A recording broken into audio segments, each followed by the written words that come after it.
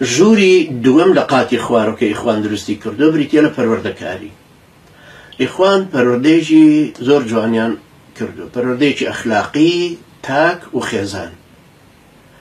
تاکەکان مؤدەبن، لە هەر شوێنێک تاکی ئیخوانیە بینی ئینسانێکی مؤدەبە لە قسەکردنی، لە ڕەفتاریا، لە احترامگرتنی مقابلە لەگەڵ خێزانی، لەگەڵ کەسوکاری، لەگەڵ دەور دراوسەکانی، حتا لەگەڵ خەسمەکانی.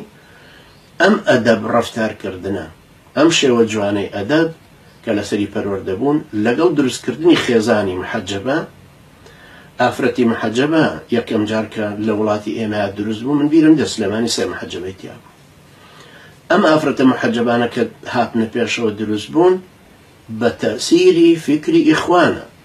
ئەنجا هەیە مباشر وەریگرتووە، هەیە غەر مباشر وەریگرتووە، چونکە حیجابەکە ئەو باڵاپۆشیەی بەو شێوە تاکو و ئاودامان تاکو و خوارەوەیە لەگەڵ سەرپۆشێکی ڕێک و پێک و جسمی بەدەرەوە نابێ و قماشی ڕەشیاشینی کاتۆخیا شتێکی لە بابەتانەوە حەسب ڕەنگەکان کە اختیاری کردوون و شێوەی دوورینەکە.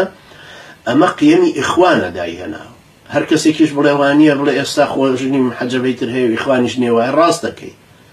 بەڵام ئێستا چۆن سیاری مارسیدس هەیە خۆ علاقەی بەسەر هێنری فۆردەوە نییە کە یەکەم جار سیاری دروست کرد. خەڵک ئێستا نوع ڕۆژکاڵ تەسمیمی کارەباکە، بەڵام خۆ علاقەی بەسەر ئەدیسۆنەوە نییە کە دروستی کرد. قیەمی حیجابەکە قیەمی ئیخوانە، چۆن ئێستا قیەمی نیقاب قیەمی خلیجە، قیەمی سەلەفیەکانە.